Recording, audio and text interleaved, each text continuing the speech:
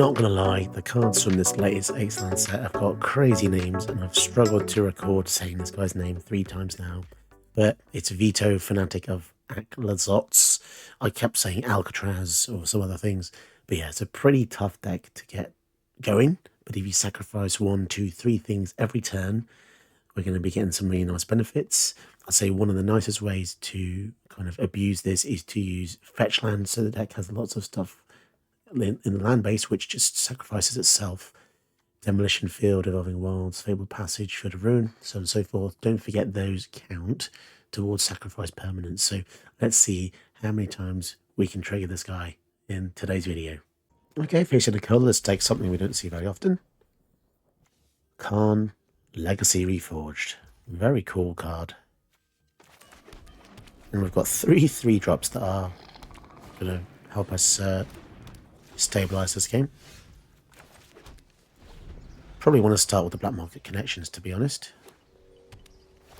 I find it difficult to believe they're going to be able to get around us. Oh, we could go for Lily. Oh, saying that, we want the mana. The faster we can get out of the Citadel, the easier it's going to be to stabilise Hedron Archive. Oh, this is scary. They've got 4, 5, 6, 7 mana in their next turn.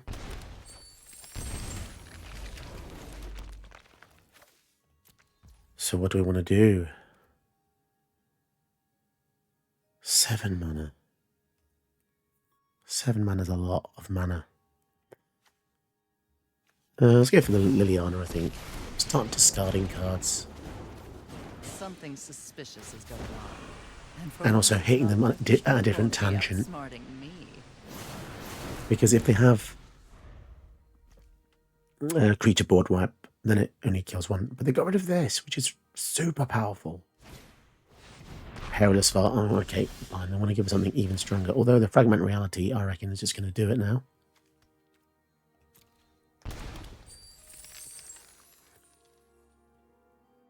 Oh man, Perilous Far. I guess, yes, if we Fragment Reality, it just gives them a smaller artifact creature. Boundary Inspector. That's fine. I think we kind of got out of jail free there. Make them sacrifice the creature now. One of your friends has to leave. So yeah, I think we did pretty well. Vito and Treasure's just kind of wild, isn't it? It really is. Because you can sequentially do them, one after the other. Although I'm not sure how this works with simultaneous sacrifice. Like if you sacrifice 10 things at once, does it count? I guess each one triggers separately. So Citadel, sack 10 things, it goes 1, 2, 3.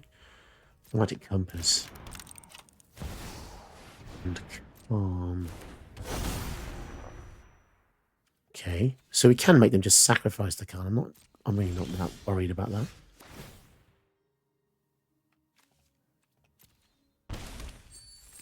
Should we test this theory out? Oh, it's not going to let me do it, is it? It's just going to do 1 treasure. Well, let's see what happens. So black. Black. Black. Does it trigger 3 times? Oh, it does. Oh, yeah, I guess it's all part of the casting. Yeah, fine. So, things on the top. Dura. So now we're going to see what's in the hand that's so good here. Ah, playing a bridge. Okay. And Aether Flux. So yeah, we're just going to win the game now with Aether Flux Reservoir. Crazy. Lovely. My signature dish. Turn 1 Sentinel is an absolute keeper. Do not dispute that whatsoever. And yeah, pretty generically good hand here, but we'll see what we can do. Not really any synergy with Vito as such. I mean, we can sacrifice stuff with the Astronaut. Okay, they've got their own Sentinel. And yeah, I'm not trading Sentinels here. That just feels bad. Sadly, theirs works very well with the Wandering Emperor, though. Oh, they gave us a card. Nice. Oh, and we've got Grim Tutor. Intriguing.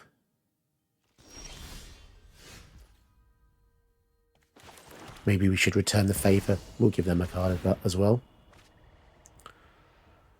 And what do we want? I guess something to deal with the Wandering Emperor would be nice. So many choices, aren't there? I want to try Doom Foretold. Because this is going to work really well with getting rid of their field, as long as we get to keep our stuff as well. So they could go for the Wandering Emperor and then exile the Ashnod, but I don't feel like that's something they want to do. Maybe they do. But yeah, Doom Foretold is definitely something that you don't see very often, and it's crazy because it used to be so good in Standard.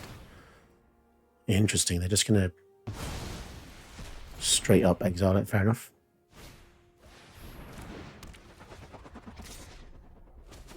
Okay. So now things get a bit interesting. I'm actually going to go for Yawgmoth. And I'm going to wait for them to go for the Wandering Emperor, putting a counter or something. They're probably going to want to put a counter on the Sentinel, but we can kill it in response. Reckon the Bankbuster. Let's kill the Sentinel in response. Because why not? Nice, okay. So yeah, Yawgmoth plus Vito is kind of crazy.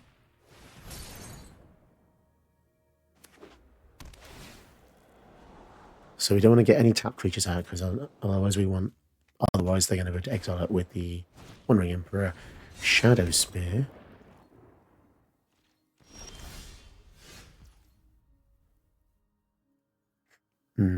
It's risky to keep playing lots of creatures.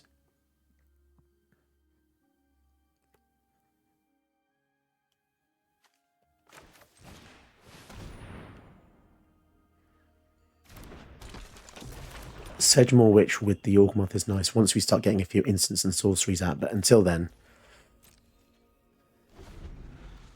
we're not going to attack because the Wandering Emperor can just exile tapped creatures, which is not good.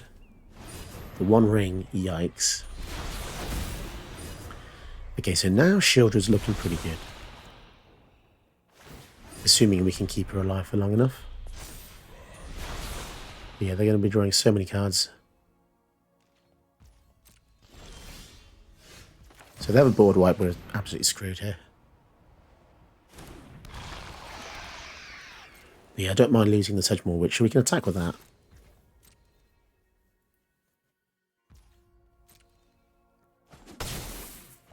I suppose the failsafe is we can just sacrifice our creatures if they board wipe and then we still get to draw 2 cards, which isn't the end of the world. And also an absolute meme thing we can do is proliferate the One Ring to... Well, it'll make them draw more cards, but it will also hurt them a lot as well.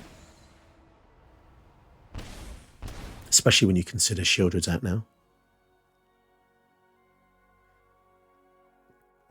And they don't know we have Field of Ruin, so we can just get rid of the Blast Zone if they take it to 4.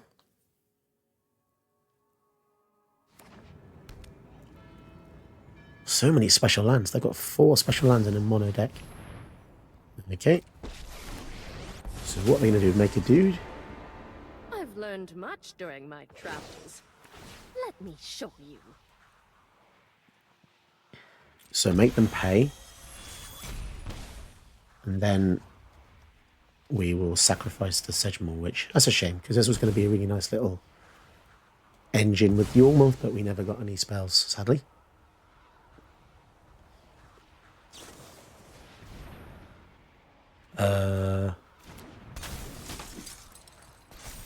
I wonder why they...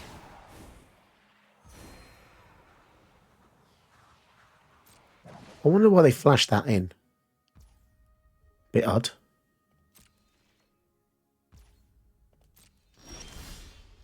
Ratatrabic. So let's swing both. Oh no, wait, we don't want to swing both, do we? Because they can just recast her.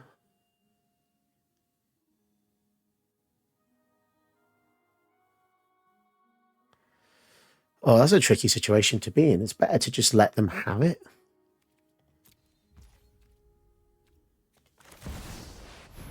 weirdly enough.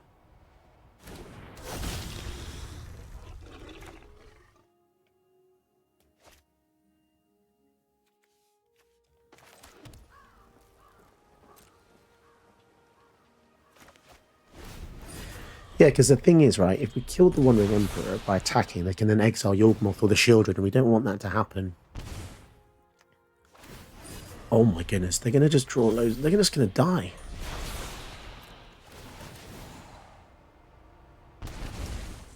Also, we can make them lose another 2 with Vito by sacrificing the Field of Ruin. Exile all creatures, okay.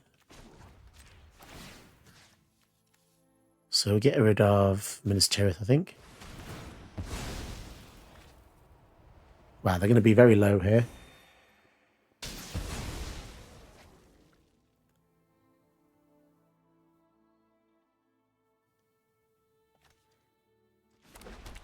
So then if we take them to 2...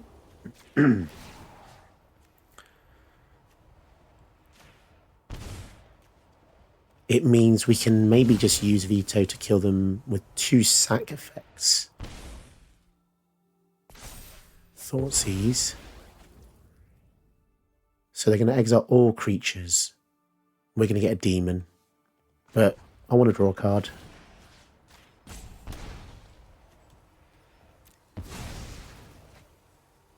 Oh no, we don't get a demon because it doesn't see Vito's effect, does it? Okay, fair enough. And also they die to the One Ring in their own turn. Unless they can exile it or something.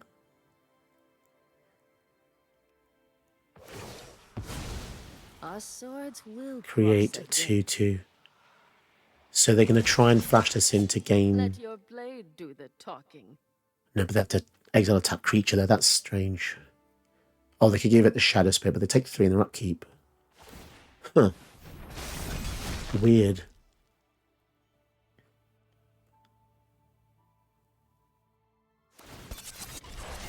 Crewing. Yeah, this is very close. They've got a lot of cards in their hand. I think they've just realised they died to the One Ring. Oh, wow. Okay. Interesting. So we're facing a Planeswalker Commander, and that's exactly why we're keeping Get Lost, because this can destroy Planeswalker creatures. I did realise that LVD just made Quintorius canned in his channel, so this is probably making this card a bit more popular at the minute, because he's got a following. That's fair enough. Some kind of token strategy. You can make a knight out of literally nowhere. Cool. That's instant speed is kind of crazy.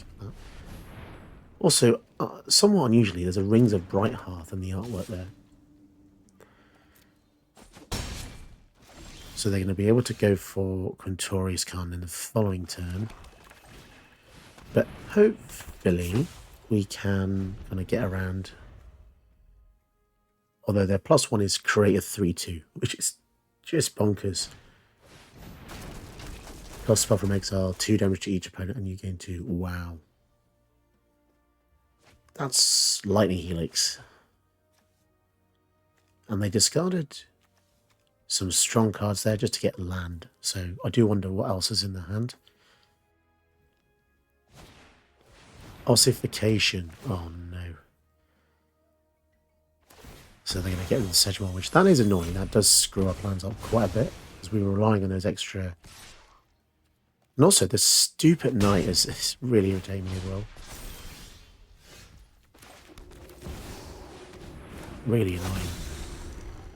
They've just hit us with at every single angle they possibly could this game. And we have an unusual amount of lands. Too many, in fact. Thopters have haste. They really are preparing for something here, aren't they?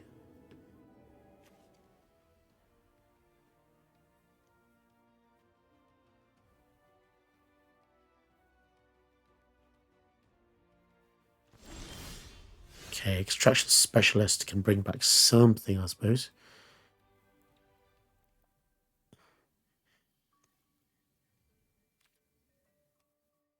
I think we'll go for the Evolving Wilds here. And then we're just gonna pass. We need to keep up blockers for just how much attack they're gonna have coming in. Thopters have haste. Casting stuff from exile. So that's from exile. Light up the stage will be from exile as well.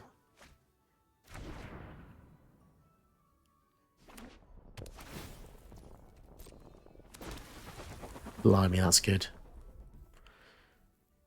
But they're being very cautious. Okay, so they're foretelling something.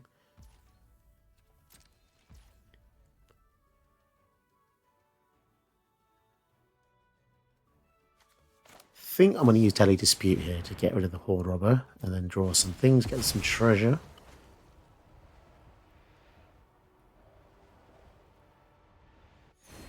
Man, they really didn't like that, did they? Ooh, Bastion as well.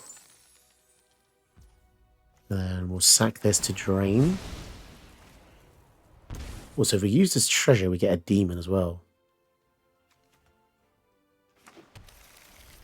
Which could be actually pretty decent. I think I do want to do that. And we can use the Get Lost to kill the PNLR. Nice. So we do lose our power to kill the Quintoris, but we're weakening their field. But they do have a Virtue of Loyalty we have to be very careful of here. Doom Foretold, that's good as well.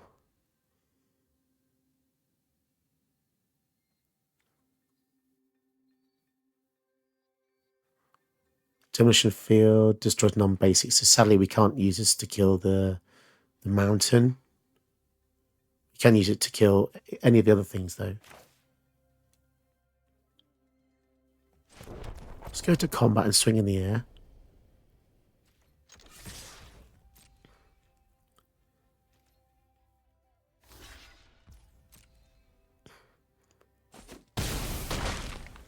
So in their turn, they can go for Shatter Skull Smashing, which is a bit sad.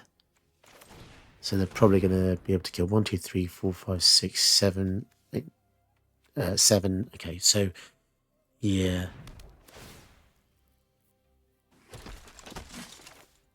Let's just get back the Horde Robber for now. So if they kill our stuff, they will be drained a bit as well.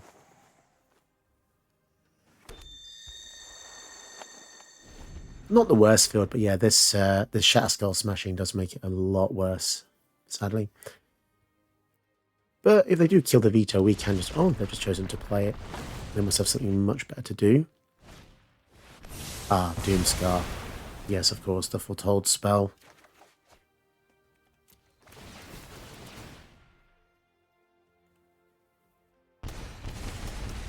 Turn to 11.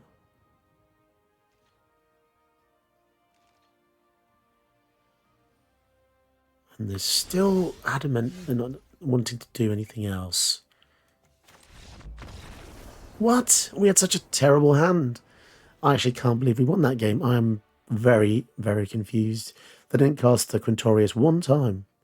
And if they had earlier, they would have been able to drain us for 2 each time. Casting spells from exile like the Foretell and this, but oh well, weird.